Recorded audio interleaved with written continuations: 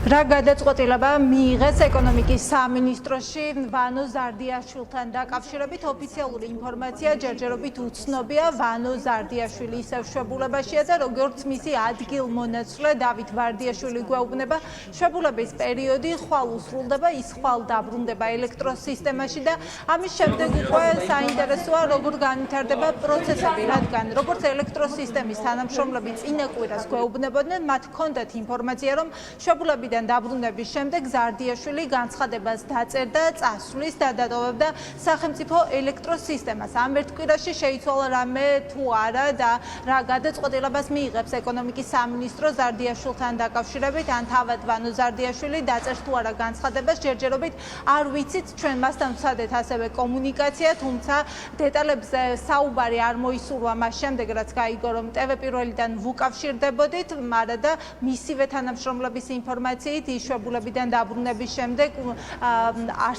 მათ ხელთ არსებული ინფორმაციით ტოვებდა თანამდებობას. რა გადაწყვეტილება იქნება მიღებული, ეს ჯერჯერობით არ ვიცით.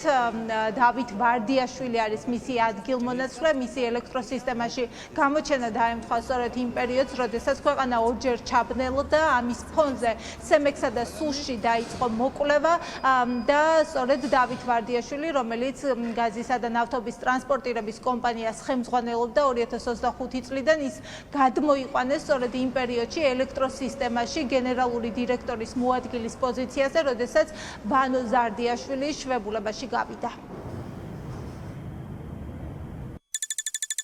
თქვენ დაბრუნდით ენერგოსისტემაში, დასრულდა თქვენი შვებულების დღეები.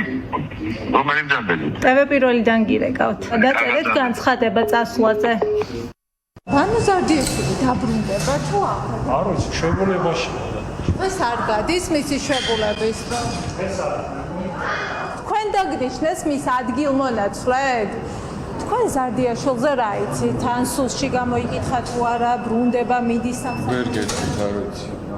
ვანო ზარდიაშვილი დაბრუნდა სამსახურში? ხომ არ იცით? ნახეთ ზარდიაშვილი სამსახურში დაბრუნებული. ხო, ზარდიაშვილი დაბრუნდა სამსახურში.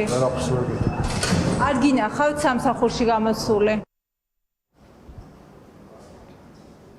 რატომ ჩაბნელდა ქვეყანა სამჯერ და რა მოიკვლია თავად ელექტროსისტემამ? ჩვენ ეს კითხვები დავუსვით ელექტროსისტემის დირექტორთა საბჭოს წევრებს და ასევე იმ სამუშაო ჯგუფის წევრებს, რომლებიც სწავლობენ სწორედ საყოველთაო ჩაბნელების გამომწვევ მიზეზებს, იმ ადამიანებს, რომლებიც სემექსში არიან მოპასუხე მხარე სწორედ ელექტროსისტემის და მათთვის მიუღებელი არის ის პირველადი დასკვნა და შეფასებები, რაც სემეკმა თქვა, რომ ელექტროსისტემა უნარო აღმოჩნდა და ვერ უზრუნველყო საჭირო ინფრასტრუქტურით საყოველთაო ჩაბნელების პრევენცია და დაზღვევა.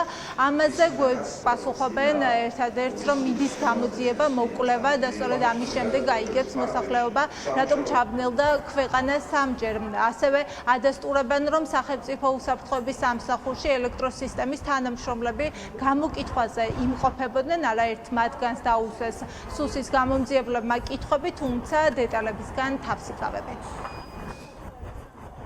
რამე ხომ არ გაირკვა, რატომ გაითიშა ელექტროენერგია? დამატებით ხომ არ დაზუსტდა? შეგიძლიათ მითხრათ? თქვენ გქონდათ პრეტენზიები სემეკთან, რომ არასწორი ინტერპრეტაცია ხდებოდა და უკმაყოფილო იყავით შეფასებებით. რა შეგიძლიათ გითხრათ? თქვენ იყავით სუსში გამიკითხავდა. დაელოდეთ შედეგებს. და შედეგები როდის იქნება? როცა იქნება, მაშინ განცხადდება. ზარდიაშვილზე რა გადაწყდა, ეს მითხარით, მიდის, რჩება, თუ მისი გადასაწყვეტია? თქვენი თანამშრომლები ამბობდნენ, რომ მიდის შვებულებიდან დაბრუნების შემდეგ. ზარდიაშვილზე რა გაიგეთ, მიდის თუ რჩება? არ ვიცით. არა ვარ საქმის კურსში. თქვენ სახელმწიფო უსაფრთხოების სამსახურში იყავით გამოკითხვაზე, ან დოკუმენტაცია მიაწოდეთ? მანამ სანამ ოფიციალურად ვანო ზარდიაშვილი შვებულებაშია, მის მოვალეობას და ფუნქციებს დავით ვარდიაშვილი ასრულებს. ის დანიშნა ეკონომიკის სამინისტრომ გენერალური დირექტორის მოადგილის თანამდებობაზე, თუმცა სამსახურში ელექტროსისტემაში გვეუბნებიან, რომ სწორედ ის არის ადგილმონაცვლე ზარდიაშვილის. რა გადაწყვეტილებას მიიღებს ეკონომიკის სამინისტრო, ჯერჯერობით უცნობია. ვარდიაშვილის ინფორმაციით, ვანო ზარდიაშვილი სამსახურში ხვალ ბრუნდება.